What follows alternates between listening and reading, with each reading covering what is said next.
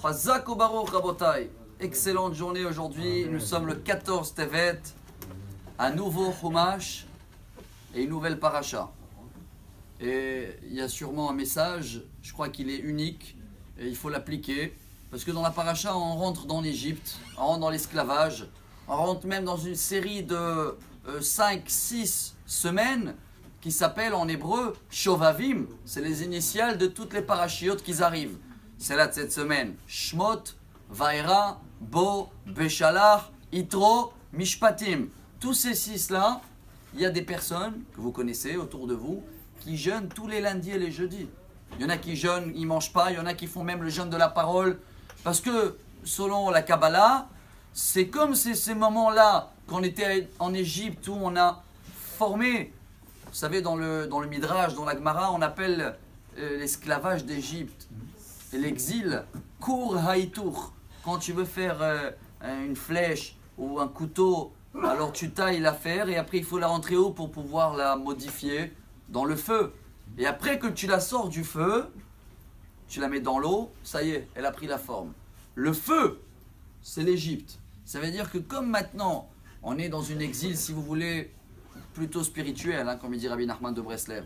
Alors il y en a qui tous les lundis et les jeudis, pour prendre une bonne direction pour toute la nouvelle année hébraïque, je parle bien sûr, donc ils vont jeûner, ils vont faire des efforts. Pourquoi? Et voilà le message du jour. Car dans la paracha de cette semaine, il y a un nouveau roi qui arrive en Égypte. Donc il arrive en exil. Asher lo yada et Yosef. Celui-là, il ne connaît pas les histoires de Yosef, les Juifs. Qu'est-ce qu'il décide tout de suite?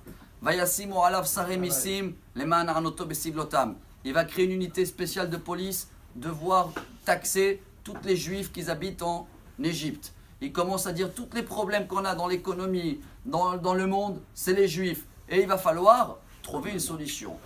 Vous avez l'impression qu'on vit la même histoire maintenant, que ce sera en France, en Amérique, peu importe, partout. Eh bien oui, chers amis. Alors pourquoi on a été délivré, grâce à quoi? Et voilà le message du jour.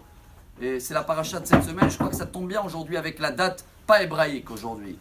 Pour quelle raison on a été sorti de tout ça? Et grâce à Dieu, on est là aujourd'hui. Il dit le Baal HaTurim, il y a à peu près 700 ans, que 3 choses, vous les connaissez par cœur.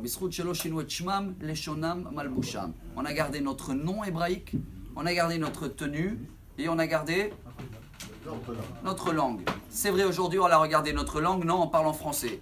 Les habits, chacun il s'habille à la mode, on ne s'habille pas avec des habits d'il y a 200 ans. Mais le nom hébraïque, voilà la paracha, elle est quoi? Shemot. Oui, alors quand les autres ils vont fêter leur année, nous on va fêter ce qui nous sépare. C'est notre nom. Donc il faut être fier avec, le tenir, parce que en haut, quand on décide de nous donner santé, une bracha et tout, on décide de donner à toi, Benjamin, Yaakov, Moshe. Si tu t'appelles, je sais pas comment, Christian, machin, etc. C'est pas toi, c'est dommage de perdre ce qu'on mérite. Alors oui, il faut être fier de notre nom. Si certains de nous, ils n'ont pas en hébreu, faites-le, allez à la synagogue, vous prenez un nom en hébreu. Et minimum dans les lieux kadosh, on va être fier de notre Shemot, notre nom. Et grâce à ça, on va être très très vite, Bezrat Hashem, délivré dans notre esprit pour avoir la tranquillité jusqu'à la venue de Mashiach. Bonne journée. Amar Rabbi